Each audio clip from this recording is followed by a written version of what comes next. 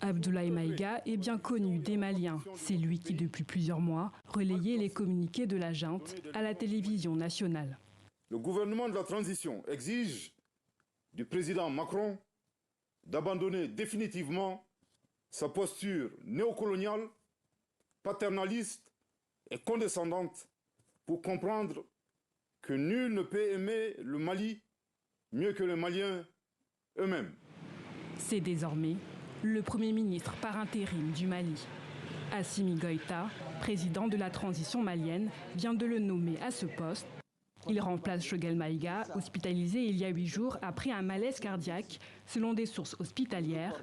Mais pour ses alliés, il s'agit d'un repos temporaire. Le PM qui a été mis en repos par son médecin est en train de récupérer, donc pour vraiment la bonne marche de l'administration. Vous savez, on est dans une période très difficile où il y a beaucoup d'urgences. Donc quand le PM est en repos, il faut quand même diligenter les dossiers. Abdoulaye Maïga, 41 ans, est une personnalité déjà bien connue dans le pays.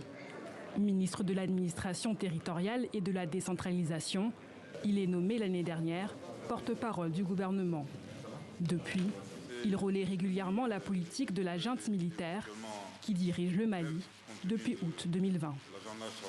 Après la prise de pouvoir d'Assimi Goïta en mai 2021, la nomination d'Abdoulaye Maïga place un deuxième militaire à la tête de l'exécutif.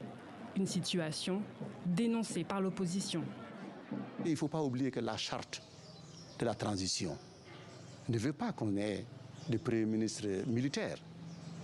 Nous avons déjà à la tête de notre pays un président qui est militaire, mais si encore nous avons encore un Premier ministre militaire, ça veut dire que c'est la militarisation du pouvoir qui est en marche.